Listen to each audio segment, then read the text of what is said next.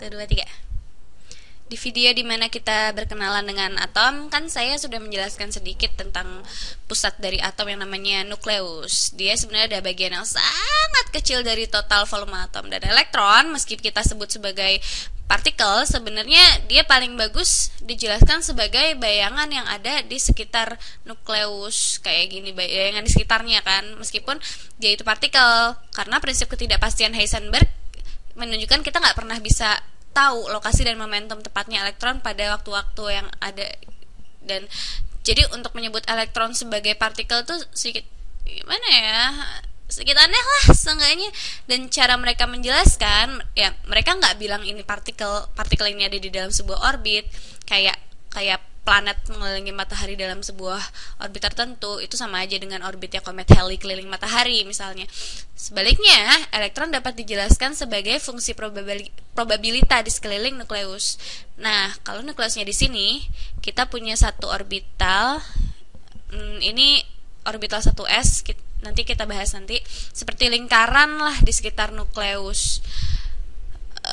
Lingkaran yang mengelilingi di sekitar nukleus ini. Dan lingkaran ini dia nggak punya batas sebenarnya. Kalau kamu melihat seseorang di gambar ini artinya dia cuma menunjukkan di mana elektron itu ada 90% dari waktunya dia. Dan terus mereka bilang, oh elektronnya bakal ada di tempat sini nih, gitu kan. Semakin semakin rapat di pusat. Jadi kalau ini perpotongan, elektron itu bakal lebih rapat di pusat sini, dan semakin jarang semakin dia keluar. Artinya kemungkinan lebih besar kita akan nemuin elektron 90% di sini, daripada di orbital 1s ini di dekat pusat, daripada kita di luar sini.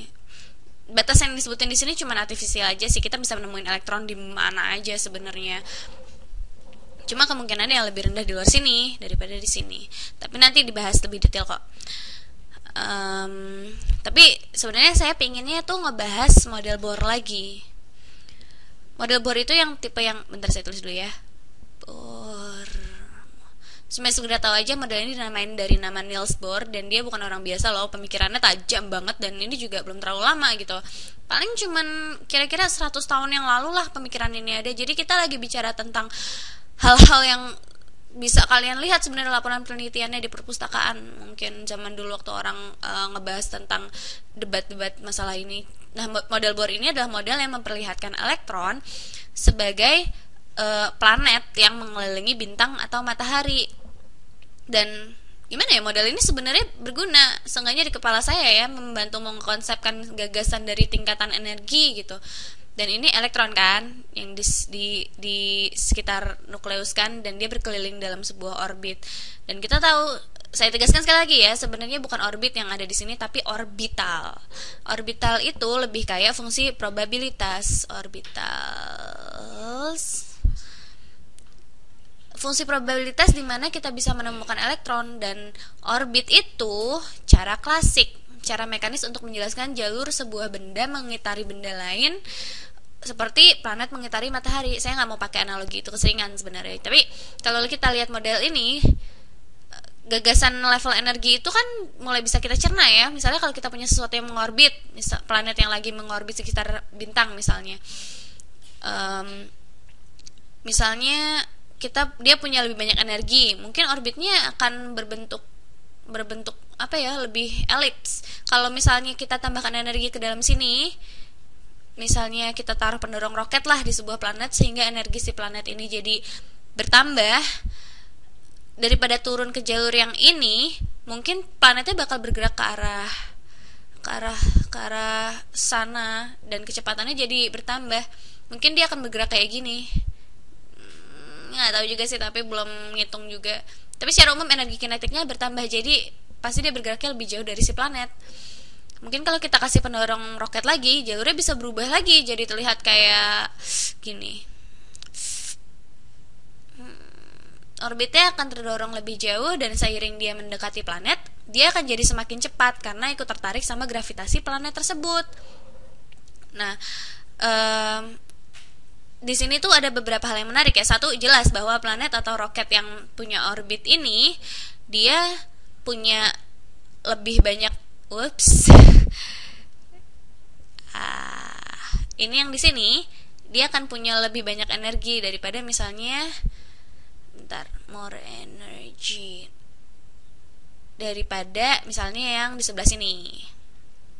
Dan energi, meskipun kita ngebahas dalam dunia kuantum dan ini cuma analogi karena kita tahu model orbit ini kurang tepat, tapi energinya sebenarnya sama dengan energi macam apapun yang pernah kita bicarakan. Energi itu ya kemampuan untuk melakukan sesuatu atau memindahkan atau menciptakan panas. Nah, kita kan tahu ya, kalau kita nggak ngapa-ngapain terus kita punya energi itu akan terbuang dalam bentuk panas. Itu juga nanti kita bahas di video-video berikutnya sih. Tapi intinya sama kan?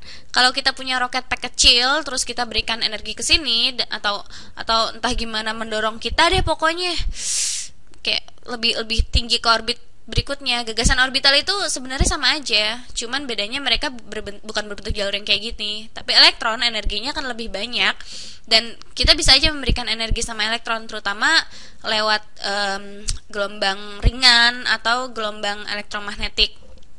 Nanti kita bahas lebih dalam di mekanika kuantum. Tapi intinya kalau kita lihat cahaya sebagai beberapa paket dari foton, kemudian sebuah foton menabrak sebuah elektron, maka elektron itu tiba-tiba akan punya tingkatan energi yang lebih tinggi gitu. Dan mungkin dia akan bergerak mungkin ke sini, jadi distribusi yang membentuk kulit kayak gini nih. Begitu dia excited, semangat. Oke, ini kata yang sering dipakai fisikawan dan kimiawan. Excited ya artinya semangat. Tapi semangat di sini maksudnya cuma energi dimasukkan ke dalam satu elektron dan elektronnya berpindah ke tingkatan energi yang lebih tinggi. Tapi dia bisa aja tetap di situ atau mungkin malah kembali ke tingkatan energi yang lebih rendah. Nah, kalau dia balik ke tingkatan energi yang lebih rendah, dia akan mengeluarkan kembali fotonnya tadi. Makanya kadang kita sering lihat ada benda-benda yang bersinar. Tapi itu nanti kapan-kapan dibahas. Tapi kalian harus benar-benar ngerti ini karena dalam bahasan kimia lainnya dan dalam fisika juga ada tuh orang sering ngomong soal tingkatan energi atau elektron yang berubah tingkatan energinya jadi lebih tinggi atau rendah gitu. Dan itu gagasan utamanya sih sebenarnya.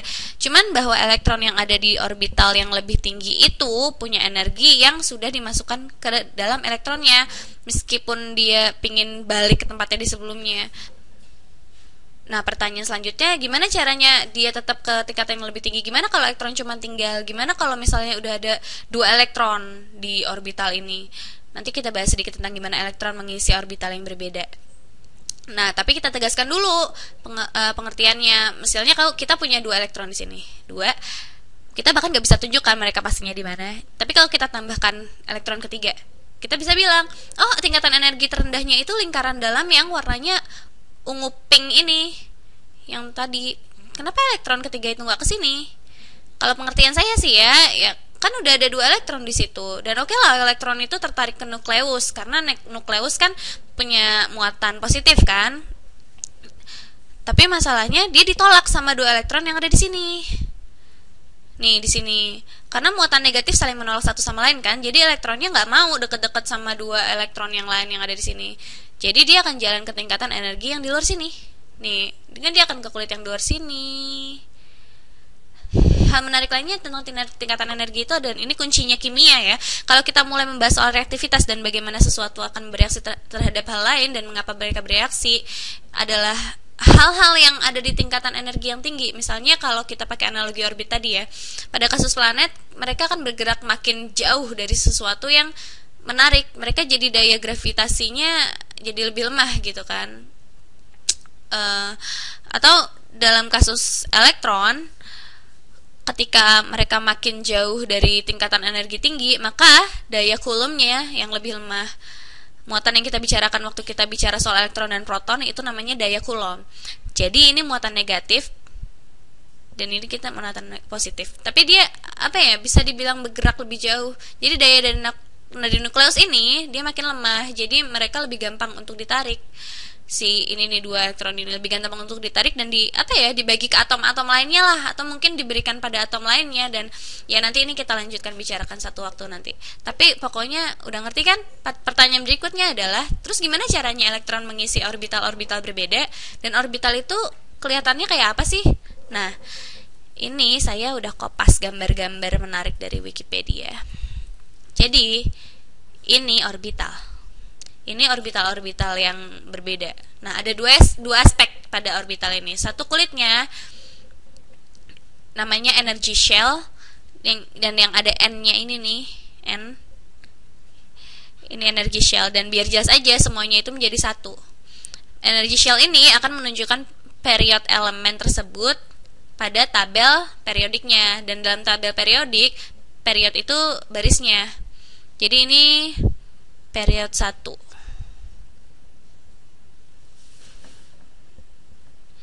Di sini terus sampai ke helium. Nih helium itu period 1. Cuman baris pertama aja.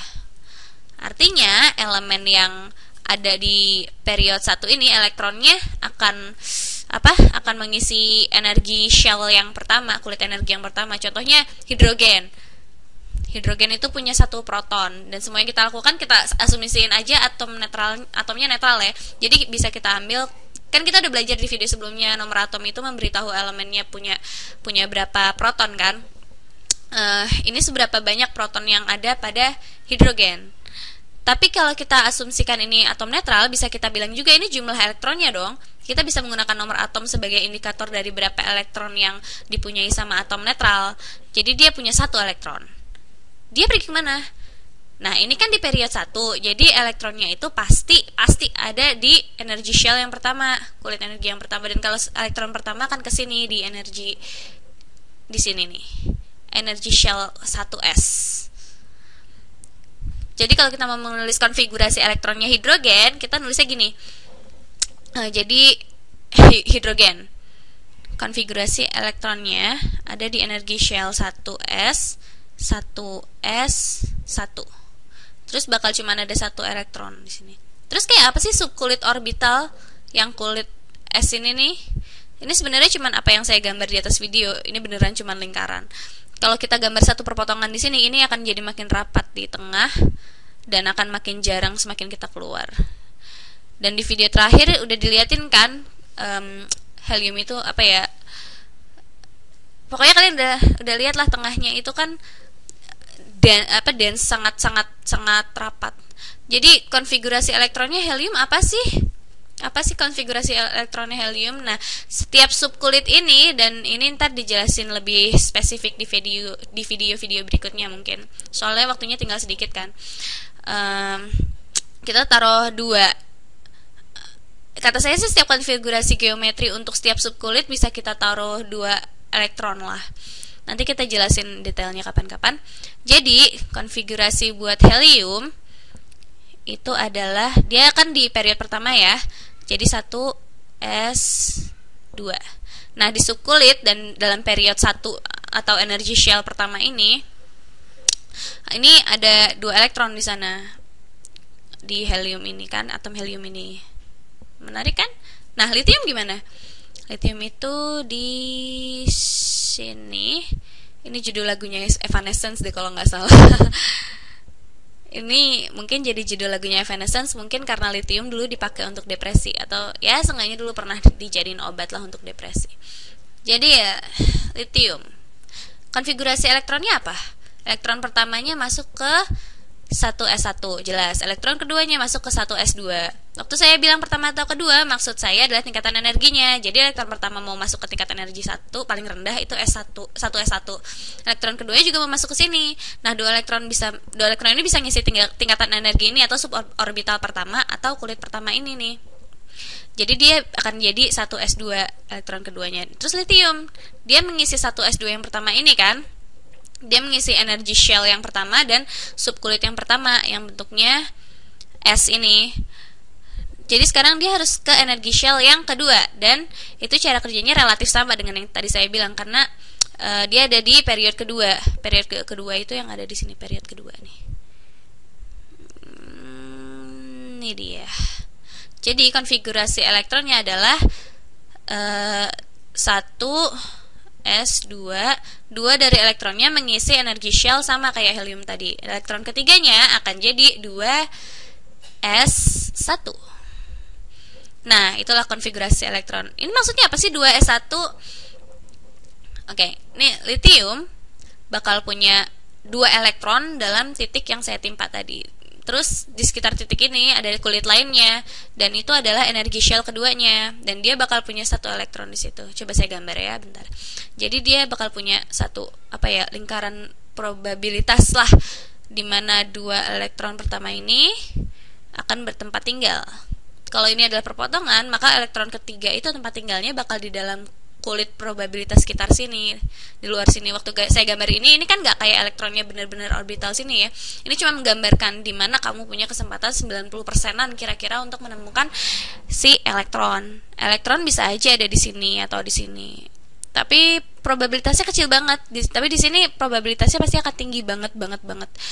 Oke, saya kehabisan waktu untuk video ini. Nanti ini akan saya lanjutkan di video selanjutnya. Dan nanti saya bahas bentuk-bentuk yang lebih aneh yang mungkin dipunyai orbital. Mereka bentuknya aneh loh, dan mungkin saya bisa menjelaskan sedikit kenapa bentuk mereka bisa jadi aneh-aneh gitu. Bye bye.